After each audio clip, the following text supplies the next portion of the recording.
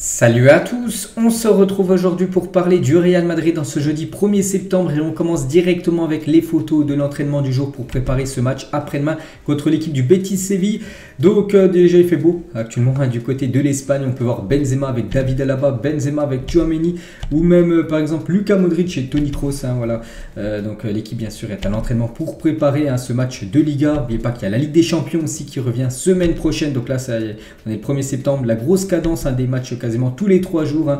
Voilà, sur le mois de septembre et le mois d'octobre, l'équipe va disputer plus de 20 matchs, donc c'est énorme bien sûr.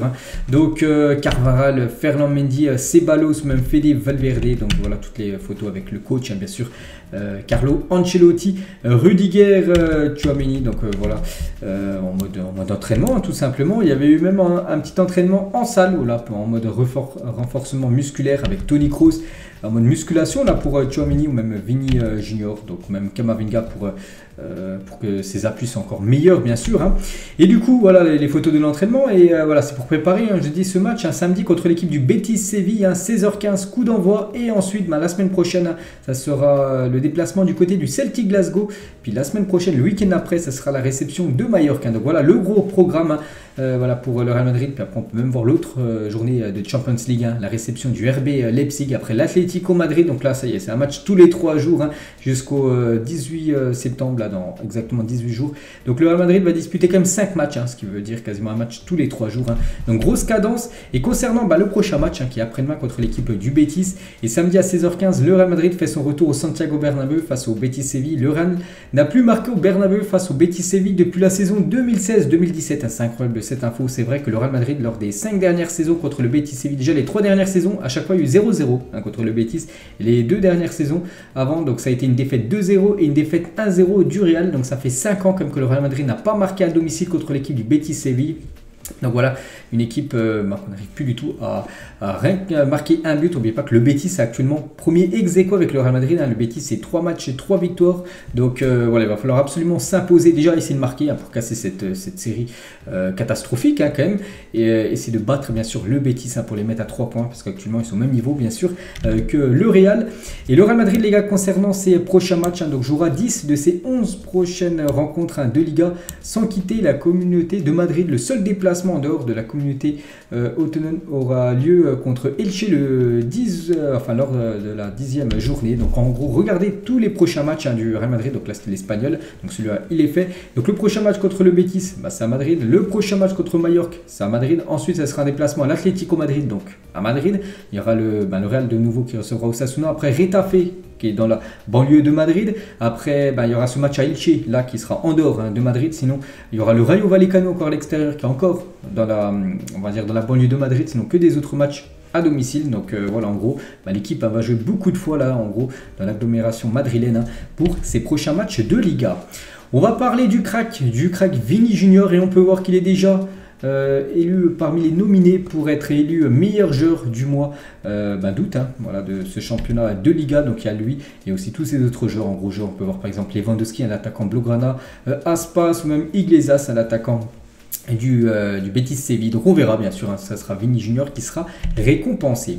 Et toujours avec Vini Junior, donc il est convaincu qu'il marquera 30 buts cette saison. La confiance du joueur est à son comble. Voilà, 30 buts c'est toute compétition confondue, c'est pas seulement en Liga. Donc vraiment s'il atteint la barre des 30, il aura vraiment évolué par rapport à la saison dernière, alors que la saison dernière il a déjà largement évolué par rapport à la saison il y a 2 ans. Donc voilà le cap qui s'est fixé Vini Junior, donc un cap vraiment très haut, mais voilà, il ambitionne de remporter le ballon d'or. Il avait dit il veut remporter le prochain ballon d'or. Donc s'il veut remporter le prochain ballon d'or, il va devoir marquer beaucoup de buts. Donc 30 buts, c'est la barre que s'est fixée Vini Junior. Et dans le journal Marca, ils ont dit par rapport à Vini Junior, avec le niveau de football qu'il joue en ce moment, Vini se révèle être un joueur plus décisif pour son équipe que Kylian Mbappé et Erling Haaland. Donc en gros parmi les meilleurs joueurs bien sûr au monde. On revient les gars, c'était en 2002, c'était exactement le 31 août, on est le 1er septembre, j'en parle aujourd'hui vu qu'hier c'est un épisode sur le Barça.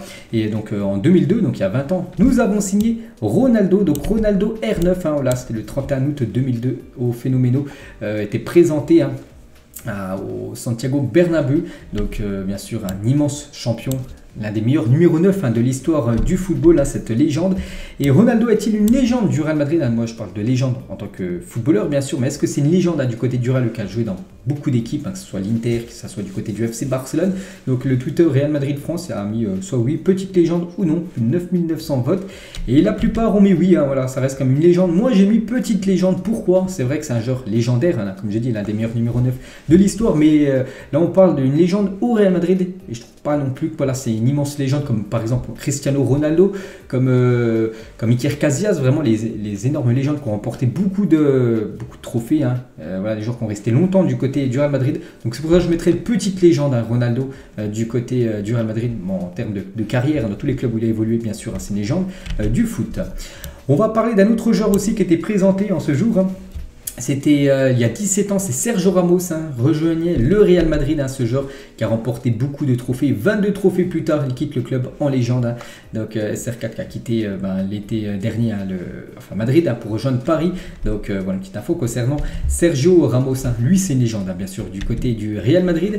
Gareth Bale les gars en 2013 a signé pour le Real Madrid, c'était il y a 9 ans, jour pour jour. Et c'était un gros transfert parce que le Real Madrid signait Gareth Bale pour 100 millions d'euros, faisant du Gallois la plus grosse recrue de l'histoire du club.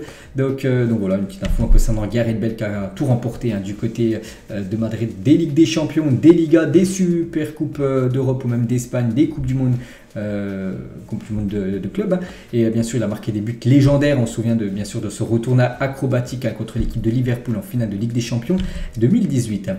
Bon lui ça a été plus compliqué, mais bon c'était jour pour jour aussi, c'était il y a 4 ans jour pour jour. Mariano Diaz rejoignait cette équipe du Real Madrid, il portait ce fameux numéro 7, l'ancien numéro de Cristiano Ronaldo, c'est lui qui avait porté le numéro 7 juste après CR7, et du coup ça a été un flop, voilà, Mariano qui est toujours joueur du Real Madrid, et ces dernières saisons les dirigeants du Real ont essayé de faire comprendre à Mariano qu'il ne comptait pas sur lui, mais il s'en est peu soucié cette fois.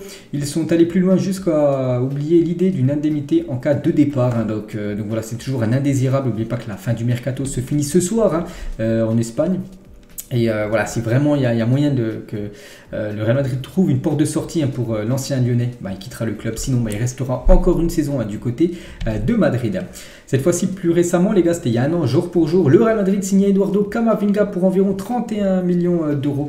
Donc il a déjà remporté 4 trophées, dont la Ligue des Champions. Il n'a que 19 ans, ça a été vraiment une très belle recrue l'été dernier. Donc c'était il y a un an, jour pour jour. Donc c'est un joueur pour le futur, on a déjà vu qu'il était très très bon. Il a seulement 19 ans, bien sûr. Un joueur qui va remporter, on pense, de nombreux trophées du côté du Real. Ce joueur, lui, c'est un ancien joueur, il est en fin de compte, il était en fin de contrat avec le Real, ça fait déjà 2 mois, au 30 juin. C'est Marcelo et on est le 1er septembre, mais Marcelo n'a toujours pas trouvé de club. Lui, c'est une légende du côté du Real Madrid et on espère qu'il puisse retrouver un club parce qu'il a dit qu'il voulait continuer sa carrière de footballeur. Marcelo. Asensio, les gars, reste au Real Madrid. Il en a informé son agent et les équipes prétendantes. Il reste parce qu'Ancelotti lui a dit qu'il comptait sur lui. Donc voilà, la fin du mercato, je l'ai dit, c'est ce soir. Et Asensio devrait rester au moins une saison de plus jusqu'à la fin de son contrat en juin 2023. Pourtant, le Real Madrid a disputé 4 matchs cette saison. Asensio n'a eu l'occasion de s'illustrer que 8 petites minutes. Et comme on a pu voir avant, Ancelotti lui a dit qu'il comptait sur lui. Et pour l'instant, en ce début de saison, voilà, c'est pas très vrai, on peut dire, parce que pour l'instant, il a joué seulement 8 petites minutes. Ce qui veut dire qu'Ancelotti ne compte pas trop sur Asensio. À voir après, maintenant la cadence augmente avec un match aussi en plus le mardi et le mercredi avec la Ligue des Champions. À voir bien sûr s'il aura un peu plus de temps de jeu, le joueur espagnol. Lui aussi, les gars, on l'avait annoncé, en début de pré-saison, on l'avait dit que c'était sa saison. Et pour l'instant, il joue pratiquement jamais. C'est Eden Hazard, restera au Real Madrid cette saison, mais n'aura pas un rôle important au sein de l'équipe. Donc ça, c'est un coup dur, bien sûr, pour le joueur belge.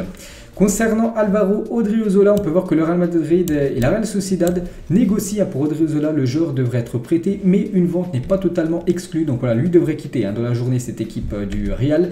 Donc on annonce peut-être du côté de la Real Sociedad ou peut-être du côté de l'AC Milan, parce que l'AC Milan a perdu sur blessure Florenzi et du coup il cherche un défenseur droit. C'est pour ça qu'il pourrait peut-être penser à l'option Odriozola. On va parler de ce joueur, un ancien joueur du Real Madrid, Sergio Reguilón, et s'engage à l'Atlético Madrid, le voisin. Pourtant, lui, c'est un grand fan, bien sûr, du Real Madrid, ancien joueur et ancien supporter. Peut-être qu'il supporte toujours le Real Madrid. On peut voir une photo de lui à l'époque, du côté du Bernabéu. Et là, il y a quelques heures, on a pu voir qu'il s'engageait chez le voisin ennemi, on va dire, l'Atlético Madrid. Une petite photo de Toni Kroos lors du match de Ligue des Champions contre le Paris Saint-Germain. On peut voir Léo Messi au sol. Et Toni Kroos, les gars, à propos du départ de son grand copain Casemiro, cela a vraiment été une surprise. La décision de le faire m'a également surpris. D'un point de vue sportif, passer de la Ligue des Champions à la Ligue Europa est une grande différence. Après, pour Casemiro, il a dit qu'il a déjà remporté 5 fois la Champions League. Pour lui, c'était pas un souci maintenant de jouer en Europa League. Bon, après, voilà, s'il préfère jouer cette compétition, pas de souci. Et toujours avec Toni Kroos, par rapport au départ de Casemiro, je lui ai demandé s'il était content de sa décision et il a dit oui. Alors, je lui ai dit que je suis content pour lui et qu'il puisse faire ce qu'il veut et qu'il en est content. Nous resterons en contact et nous nous reverrons sûrement un jour, j'en suis sûr, à 100%. Je garderai une trace de ce que j'ai fait et je ne peux que lui souhaiter le meilleur maintenant du côté de Manchester United. On va parler de la Ligue des Champions car la LDC, c'est la semaine prochaine, mardi. Le Real Madrid se déplace du côté du Celtic Glasgow. N'oubliez pas que la Ligue des Champions, c'est l'épreuve, la compétition du Real. Donc le club le plus titré, c'est le Real, 14 titres, le plus de victoires. Madrid, 277 victoires, le plus de buts. Madrid, 1021 buts inscrits en Champions League, dans l'histoire bien sûr de cette compète. Le plus de matchs, le Real Madrid, 464 matchs. Le plus de participations, 47 participations, le Real toujours. Et le plus de finales, le Real Madrid, 17 finales pour 14 victoires. C'est énorme, seulement 3 défaites en finale. C'est comme un sacré ratio de victoires en finale. Et concernant la saison dernière, qui a été une saison magnifique pour le Real Madrid avec 3 titres. Le 4e, on va le compter cette année, voilà, Super Coupe d'Europe, donc on va dire 3 titres. Donc chaque joueur de l'équipe première du Real Madrid a reçu 900 000 € bruts, soit environ 450 000 € net pour avoir remporté les 3 gros titres la saison dernière, la Ligue des Champions, la Liga et la Super Coupe d'Espagne. Le jackpot pour les joueurs, 450 000 € net, c'est énorme. Le nouveau vestiaire, vous savez que le nouveau Bernabéu est en rénovation actuellement et on peut voir que les vestiaires sont en train d'être refaits. Par exemple, le vestiaire, on peut voir Courtois, Carvajal ou même Militao, Eder Militao là. Donc actuellement, il est en travaux, ce vestiaire qui va être sublime. Et ce stade aussi qui va être sublime, bien sûr, ce Santiago Bernabéu, normalement qui sera prêt début d'année prochaine. Enfin, quand j'ai vu les dernières photos que j'avais présentées avant-hier, que ça soit fini comme ça, je pense qu'il y a encore quasiment au moins 1 an minimum de travaux. Donc ce serait certainement dans quasiment 2 ans que ce sera vraiment fini comme sur la photo. Ce stade qui va être magnifique. Et chaque génération, chaque étape du Santiago Bernabéu, donc en 60, c'était Di Stefano bien sûr. En 2009, avec la rénovation bien sûr du stade, c'était Cristiano Ronaldo. Et en 2023, donc maintenant c'est Vini Junior bien sûr, le genre vedette on va dire de cette équipe. Lui aussi, c'est le joueur vedette de cette équipe. C'est Karim Benzema, le travail et la persévérance. Donc, il y a quelques années où Ronaldo avait remporté le Ballon d'Or, Rames Rodriguez et Toni Kroos aussi avaient été récompensés. Donc, Benzema n'avait rien reçu comme récompense, mais il avait bien sûr applaudi, félicité ses collègues. Et maintenant, c'est lui, bien sûr, qui remporte les trophées avec ce trophée The Best. Remporté, c'était il y a une semaine, jour pour jour, jeudi dernier. Il avait remporté quand il était plus jeune, du côté de Lyon, une coupe. Bon, je ne sais pas c'est quoi comme coupe. Celle-là, je sais c'est quoi. C'était il y a quelques semaines.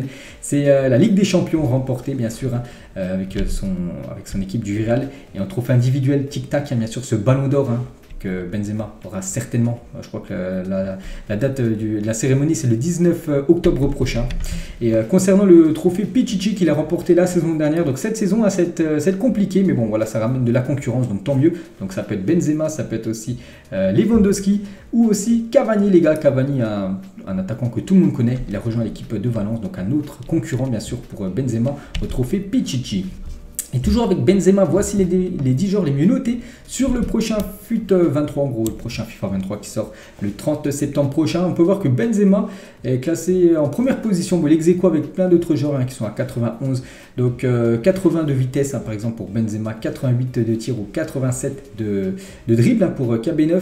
Il y a Thibaut Courtois aussi parmi les 10 joueurs les mieux notés pour ce prochain FIFA, une note de 90 pour le gardien belge. Et sinon toutes les autres notes, en gros des joueurs du Real Madrid sur le prochain FIFA. Donc Vini Junior aura une note de 86, Rodrigo 81 ou 89, on ne sait pas encore, Kroos 88, Modric 88, Mendy 83 là-bas, 86, Hazard 84, Asensio 83, Tchouaméni 82 seulement. Pourtant il sort d'une grosse saison quand même avec l'équipe de l'AS Monaco, donc c'est très bas sa note. Bref, donc voilà en gros les notes des joueurs du Real Madrid pour ce prochain FIFA. Et on finit les gars cet épisode aujourd'hui avec Dani Carvajal. Et deux hommes armés ont tenté d'entrer dans la maison de Dani Carvajal pour le cambrioler il y a quelques jours, mais ils sont partis après avoir été détectés par les caméras de sécurité. Rien n'a été volé et Dani n'était pas à la maison à ce moment-là. Donc on sait déjà qu'il s'est passé quelque chose du côté du FC Barcelone avec Aubameyang, lui, qui était bien présent chez lui. Il y avait lui et sa femme. Et voilà, ils ont été ligotés au sol et tout. Ils sont, Aubameyang a pris quand même une coup de barre de métal dans le menton.